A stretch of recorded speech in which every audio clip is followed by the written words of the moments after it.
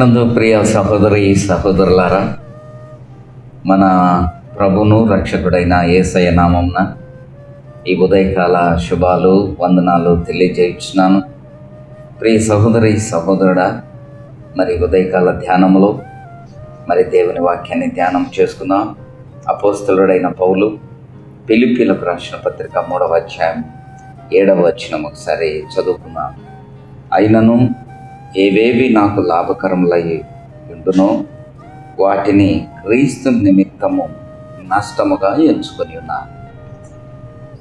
ప్రియ దేవుని బిడ్డలారా, ప్రియ సహోదరి సహోదరుడా, పరిశుద్ధ గ్రంథంలో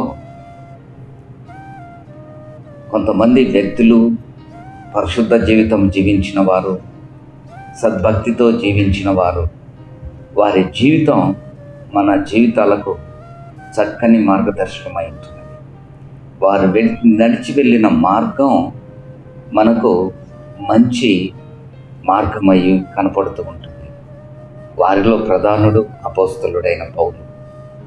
అపోస్తలుడైన పౌలు జీవితం నేటి క్రైస్తవ విశ్వాస జీవితానికి, నేటి క్రైస్తవులకు చక్కని మార్గదర్శకమై ఉంటున్నది. అందుకనే పౌలు ఏమంటాడంటే, తన స్వయ అనుభవాన్ని చూపిస్తూ అయినను అన్న మాట, ఈ మాట చెప్తూ ఏవేవి నాకు లాభకరములై ఉండునో అంటాడు. ఏం లాభమై ఉంటున్నవి? అపోస్తలుడైన పౌలు సౌలుగా ఉన్నప్పుడు ఈయన పరిసయ్య తెగకు చెందినవాడు, సన్హెద్రిన్ సభలో సభ్యత్వం కలిగినవాడు, యూదా పౌరసత్వం, రోమా పౌరసత్వం రెండూ సంపాదించుకున్నవాడు. పుట్టుకతో యూదుడుగాను మరి పౌరుడుగా, రోమా పౌరుడుగా మరి ధన సంపాదనతో మరి తీసుకున్నవాడు. ఈ రెండు పౌరసత్వాలు కలిగిన అపోస్తలుడైన పౌలు మరి అనేకమైన ఆధిక్యతలు కలిగిన వాడు. గమాలీయుల దగ్గర ధర్మశాస్త్రాన్ని నేర్చుకున్నవాడు, మరి మంచి తత్వవేత్త. ఇటువంటి వాడు మంచి హోదా, మంచి స్థితి కలిగిన వాడు. వాటన్నిటినీ విడిచిపెట్టాడు.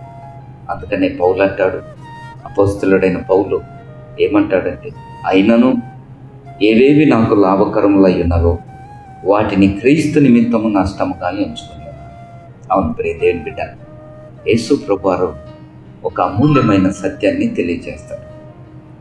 నన్ను వెంబడింపగోరిన ఎడల ఎవడు నన్ను వెంబడించునో వాడు తన్ను తాను ఉపేక్షించుకొని తన శిలువనెత్తుకొని నన్ను వెంబడించాలి. ఉపేక్ష, ఆపేక్ష అన్న మాటలు మనం తరచు వింటూ ఉంటాం. ఉపేక్ష అంటే విడిచిపెట్టేవి, ఆపేక్ష అంటే కోరుకునేవి. క్రైస్తవ విశ్వాసి విడిచిపెట్టవలసిన ఏంటో తెలుసా? కొన్నిసార్లు నీకు ఉపయోగకరమైనవి, కొన్నిసార్లు ఈలోకపరమైన పేరు ప్రతిష్టలు వచ్చేవైనా సరే, మరి కొన్నిసార్లు దేవునికి ఇష్టమైనవి కాకున్నవి నీకు ఉపయోగకరంగా ఉంటే దేవుడు వాటిని విడిచిపెట్టమంటే ఖచ్చితంగా విడిచిపెట్టాలి. రే దేవుని బిడ్డ, అపోస్తలుడైన పౌలు వాటిని నష్టంగా ఎంచుకుంటేనే తప్ప ముందున్న వాటి కొరకు వేగిరపడు. ముందున్న ఏంటో తెలుసా? పరలోక పట్టణం, గురి, నీతి కిరీటం, ఇవన్నీ శ్రేష్టమైనవి. అందుకని అపోస్తలుడైన పౌలు నాకు ఏవి లాభకరంగా ఉండేనో వాటన్నిటినీ క్రీస్తు నిమిత్తం నష్టముగా ఎంచుకున్నాను. ఒకసారి ధనవంతుడైన యవనస్తుడు యేసు ప్రభువారి దగ్గరికి వచ్చి, బోధకుడా, నిత్యరాజ్యమునకు వారసుని కావాలంటే ఏమి చేయాలి అంటాడు. అప్పుడు ఆ యవనస్తుని ప్రభువారు ధర్మశాస్త్రం మూలంగా పరిశీలన చేసిన తర్వాత ఒక మాట అంటాడు, అయినను నీకొకటి కొదువుగా ఉంది. నీ కలిగిన ధనమునంతా, ఆస్తినంతా అమ్మి పేదలకిచ్చి నన్ను వెంబడించమన్నాడు. అతడు మిక్కిలి ధనవంతుడు గనక ముఖము చిన్నబుచ్చుకొని అక్కడి నుండి వెళ్ళిపోయింది. చూశారా ప్రియ దేవుని బిడ్డ, ప్రియ సహోదరి సహోదరుడా, ఆ ధనము, ఆ యవనస్తుని, ఆ ఆస్తి యవనస్తుని జీవితంలో ఎంతగా పెనవేస్తుందో. ప్రభువును వెంబడించాలని కోరుకున్నాడు. నిత్య రాజ్యాన్ని స్వతంత్రించుకోవాలని ధనవంతుడైన యవనస్తుడు కోరుకున్నాడు. కానీ ఆ ధనము అతన్ని కట్టిపడేసింది. దేవుని బిడ్డ, ఈరోజు నిత్యరాజ్యాన్ని నీవు సంపాదించుకోవాలన్నా, ప్రభువును నీవు సంపాదించుకోవాలన్నా, నీకు కలిగినవేవో అవి ప్రభువుకు ప్రీతికరములు కాకుంటే వాటిని నీవు నష్టంగా ఎంచుకోవాలి, వాటిని విడిచిపెట్టాలి. అందుకని పౌలు అంటాడు, నా ప్రభు కొరకు సమస్తాన్ని నేను నష్టముగా ఎంచుకున్నాను. అది సమస్తాన్ని నష్టంగా ఎంచుకున్న పౌలు గొప్ప ఆశీర్వాదాన్ని పొందాడు, పరలోక భాగ్యాన్ని పొందాడు, క్రీస్తును పొందాడు. ఈరోజు వర్తమానం వింటున్న ప్రియ సహోదరుని సహోదరుడా, నీ జీవితంలో ఏవైతే నీవు విడిచిపెట్టలేకున్నావో, ఏవైతే నీవు లాభకరములని నీవు తలంచుకుంటున్నావో, అవి ప్రభువుకి ఇష్టం లేనప్పుడు వాటన్నిటిని విడిచిపెట్టాలి. ప్రభు కొరకు విడిచిపెడితేనే తప్ప నీవు ప్రభును వెంబడించలేవు. ఈ ఉదయకాల సమయంలో నీవు ప్రభువును వెంబడించాలని కోరుకుంటుంటే, ప్రభువును సంపాదించుకోవాలని నీవు అనుకుంటే, ప్రియ దేవుని బిడ్డ, లోకానుసారమైన వాటిని నీవు విడిచిపెట్టాలి. విడిచిపెడతావా?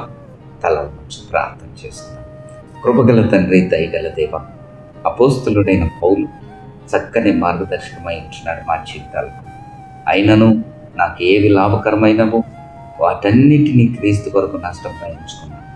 నేను క్రీస్తును సంపాదించుకున్న నిమిత్తం సమస్తాన్ని నష్టంగా ఎంచుకున్నానని పౌలు అన్నాడు.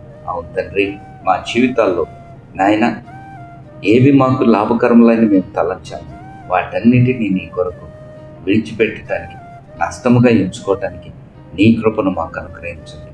అయ్యా, మా శిలువనెత్తుకొని మమ్మల్ని మేము ఉపేక్షించుకొని నిన్ను వెంబడించే కృపను అనుగ్రహించమని కొద్ది విన్నపములు క్రీస్తు పేరు పుణ్యనామమును బట్టి అడిగి వేడుకొంచున్నాము తండ్రి. ఆమేన్. God bless you. ప్రభు నిన్ను దీవించు.